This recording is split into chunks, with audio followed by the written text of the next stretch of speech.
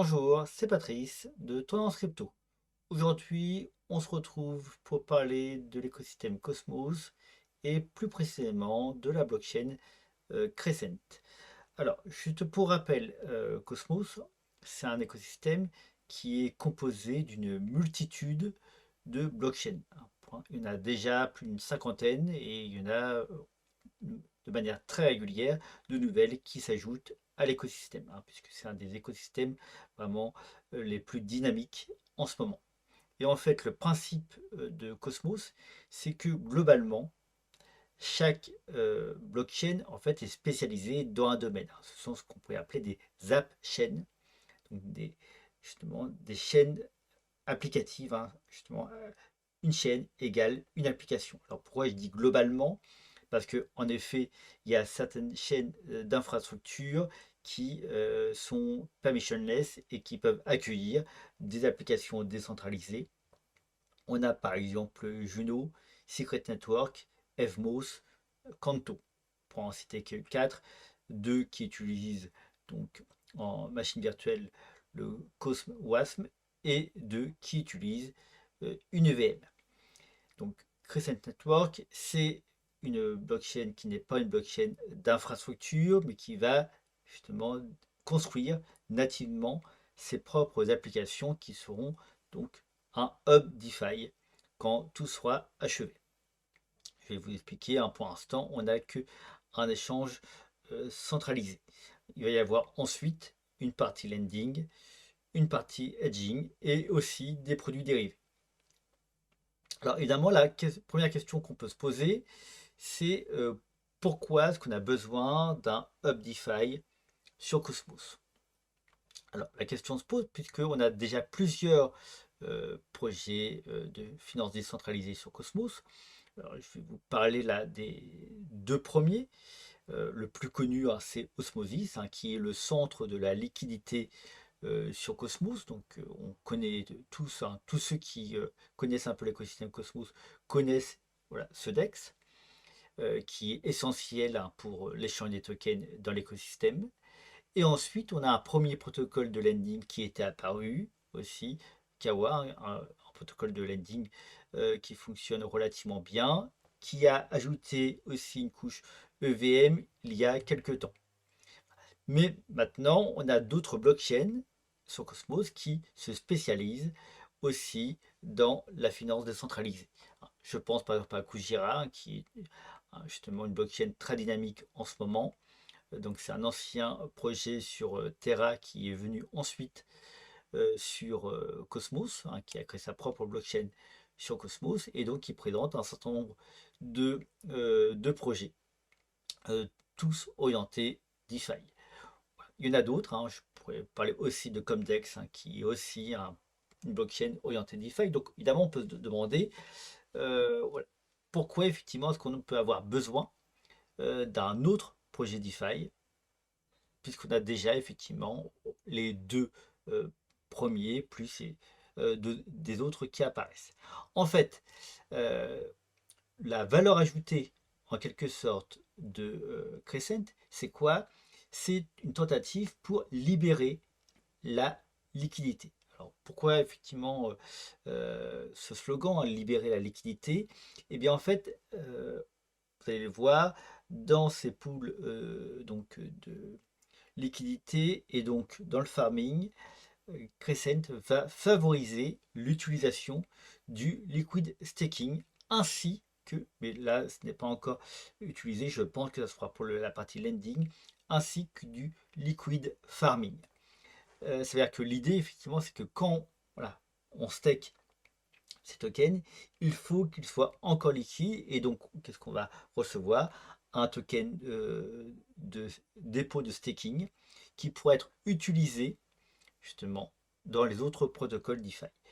De plus, le token de staking de Crescent, qui s'appelle le BCRE, eh bien, va pouvoir être utilisé en quelque sorte aussi dans la gouvernance, dans le sens où si vous stakez vos Crescent et si ensuite vous utilisez ce token dépôt dans, par exemple, dans le farming, en fait, vous gardez votre voting power. Donc ça, c'est vraiment intéressant.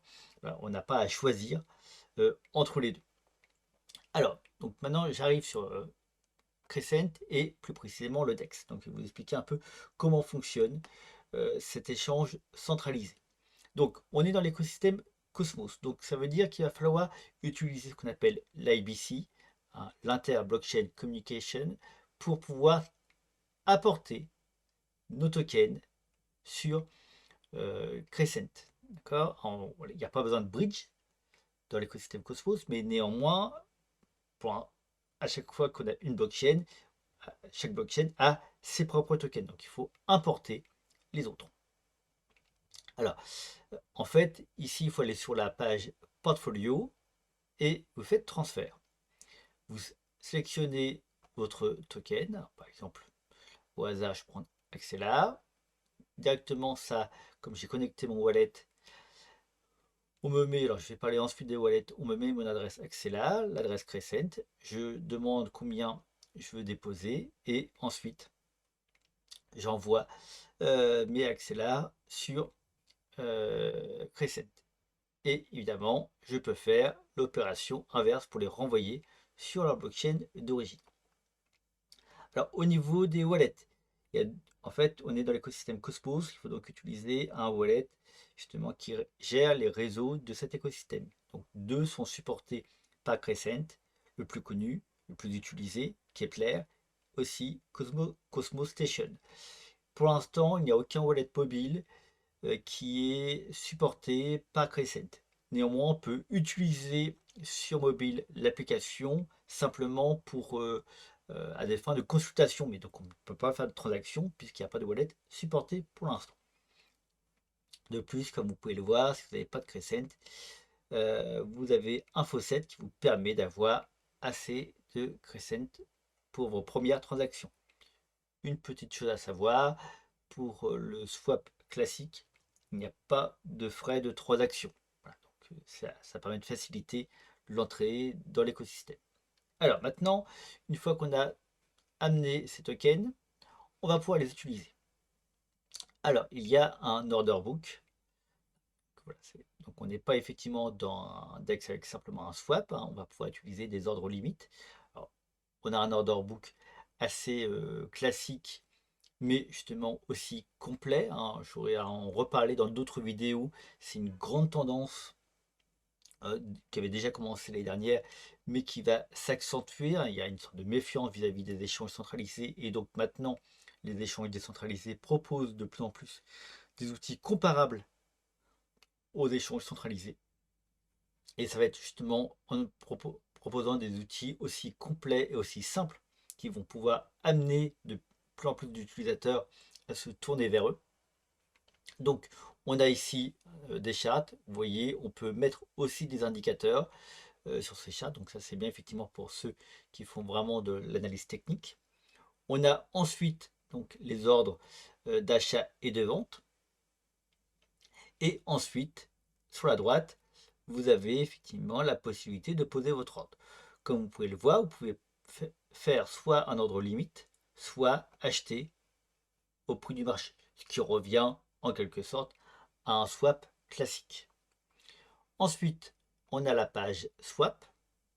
Comme vous pouvez le voir au niveau des swap few, pour l'instant, donc il n'y a pas à en payer. Peut-être que ça changera plus tard.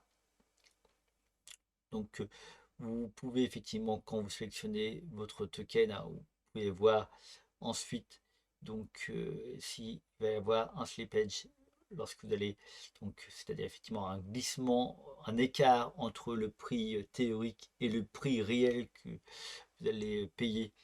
S'il y a un écart entre les deux euh, à cause d'un manque de liquidité, donc là il faut toujours faire attention, hein, quand on fait un achat dans un échange décentralisé, hein, pour voir s'il n'y a pas trop de glissement entre le prix théorique et le prix que vous allez payer, pour voir effectivement si vous achetez le token à son bon prix.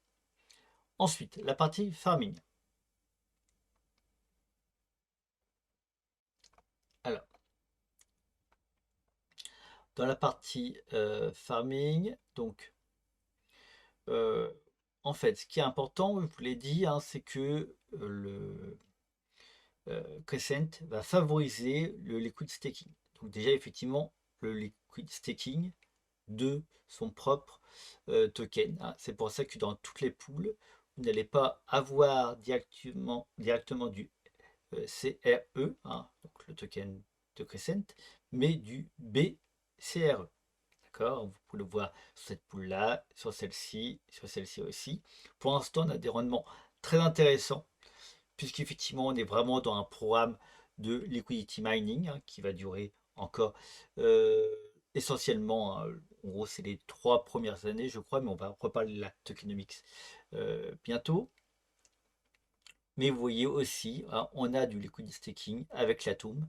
Donc, soit effectivement le, le token de liquid staking, donc de persistence, ou soit le token de liquid staking de Stride. Voilà, donc on a plusieurs solutions de liquid staking qui se développent sur Atom, et Crescent va essayer évidemment de les utiliser, hein. C'est vraiment justement euh, son slogan, hein, de justement d'arriver à libérer le plus possible l'usage de la liquidité dans son protocole DeFi. On a des rendements intéressants, hein, pour effectivement, donc pas simplement des tokens peut-être moins connus, hein, comme effectivement je vous parlais de Comdex. Donc là effectivement le CMST c'est le stablecoin de Comdex, mais aussi, hein, sur l'Atom, hein, comme vous pouvez le voir, vous avez 72% de rendement sur la paire Atom token de liquid staking de Atom. Donc on pourrait dire quasiment une pool stable avec 72%. L'IST, c'est le stablecoin de la blockchain Agoric. Donc on a ici sur du S-Atom IST du 46%. Évidemment, attention, tout ça, ce n'est pas un conseil en investissement. Regardez effectivement sur les stablecoins, ils ont tous leurs spécificités, comment ils sont construits et comment effectivement vous pensez que vous pouvez, gérer le risque de dépeg, hein, qui est le gros risque évidemment des stablecoins décentralisés. Donc voilà, voici effectivement l'ensemble des pools, hein, qui sont disponibles pour l'instant sur Crescent. Il y a pour l'instant 21 tokens qui sont supportés par l'application.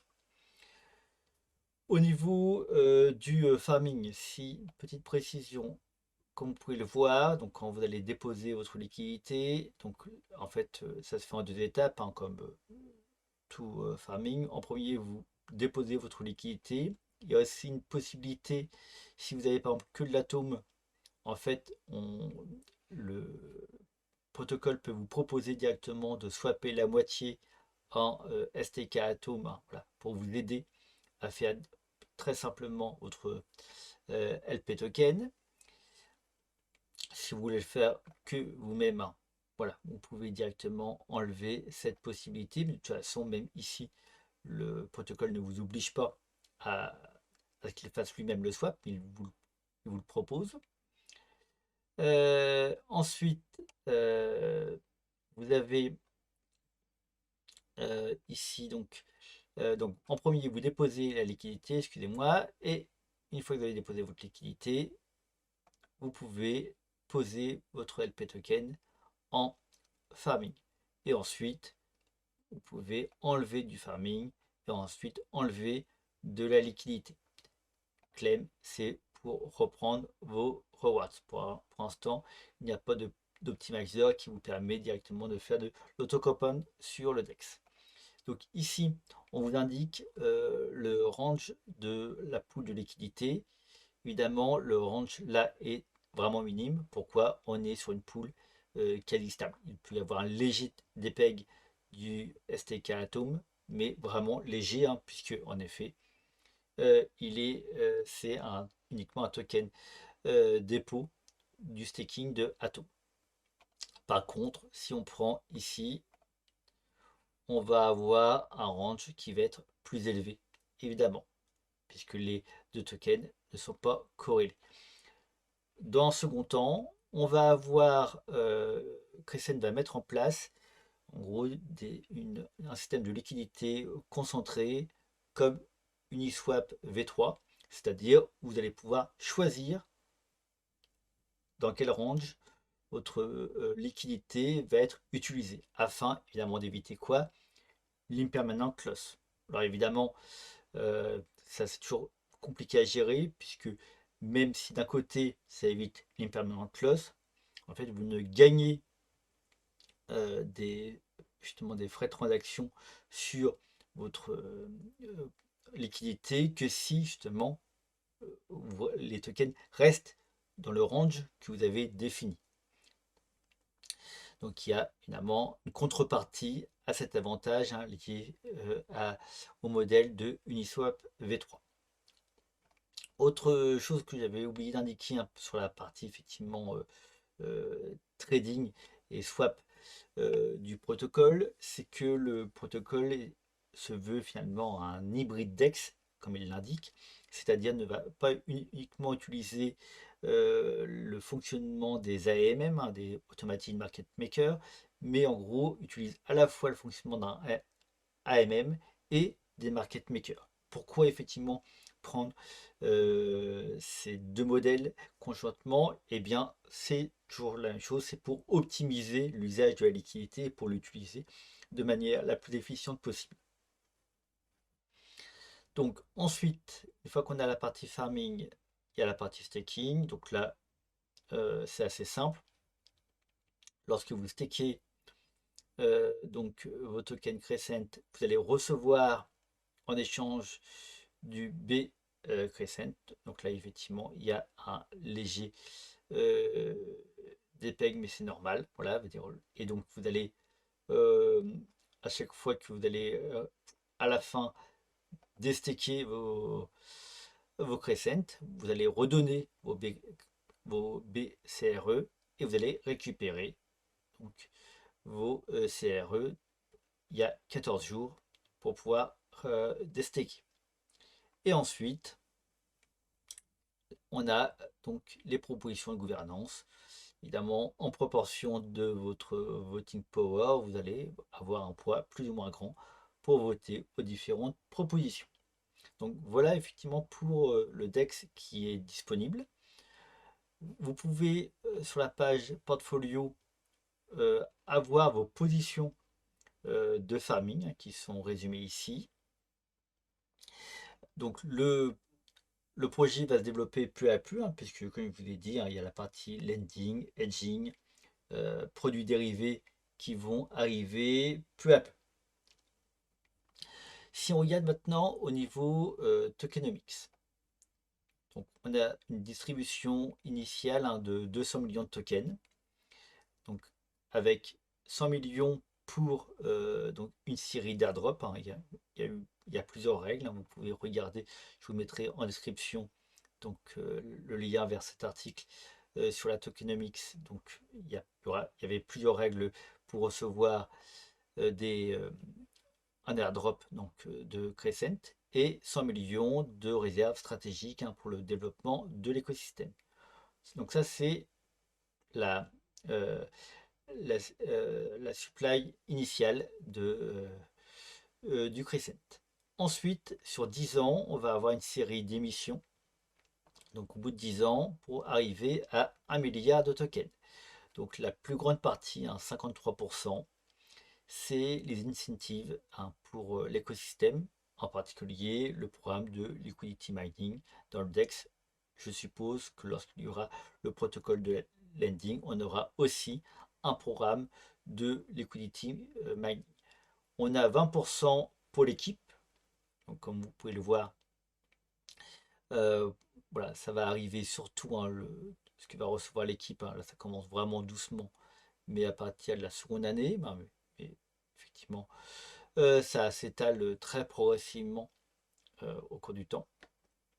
Pareil pour le programme de liquidity mining, on voit bien que en gros c'est les 4 premières années où on a vraiment le gros de ce programme-là. Ensuite, l'inflation descend peu à peu. On a ensuite donc 5% pour les récompenses de staking et 2% pour le fonds communautaire. Ensuite, si on regarde maintenant un peu la place de Crescent, hein, dans justement l'écosystème Cosmos. Donc si on regarde effectivement l'ensemble des blockchains DeFi, Crescent c'est en 9e position avec 10 millions de TVL.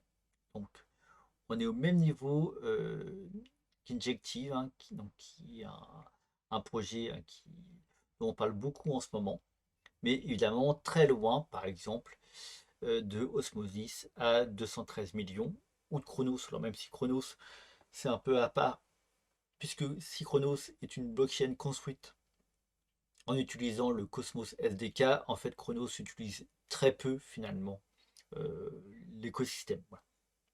Donc je le mets un peu à part. Donc Osmosis est à 213 millions. Canto, dont on parle beaucoup, j'en ai parlé aussi sur Twitter, est à 198 millions. Cava est à 197 millions. Mais ce qui est intéressant aussi, c'est que si on regarde maintenant plus précisément, là, on a un indicateur, c'est le ratio du market cap par rapport à la TVL. On parle beaucoup d'injective en ce moment, hein, parce qu'il y a eu un fonds lancé pour le développement de l'écosystème. Le rapport entre les deux est de plus de 26. Ça veut dire que le market cap du token injective est 26 fois plus grand que la TVL. Là, pour Crescent, on est uniquement donc à 1,58. Ça veut dire qu'en gros, le market cap du token Crescent, le CRE, est uniquement 1,58 fois plus grand que la TVL. Donc c'est très très peu en réalité. Voilà. Et donc, et comme vous pouvez le voir, on a uniquement Kanto qui est à ce niveau-là. On est assez proche effectivement d'Osmosis. Ensuite, on va avoir Carbone, voilà, ici à 3,28.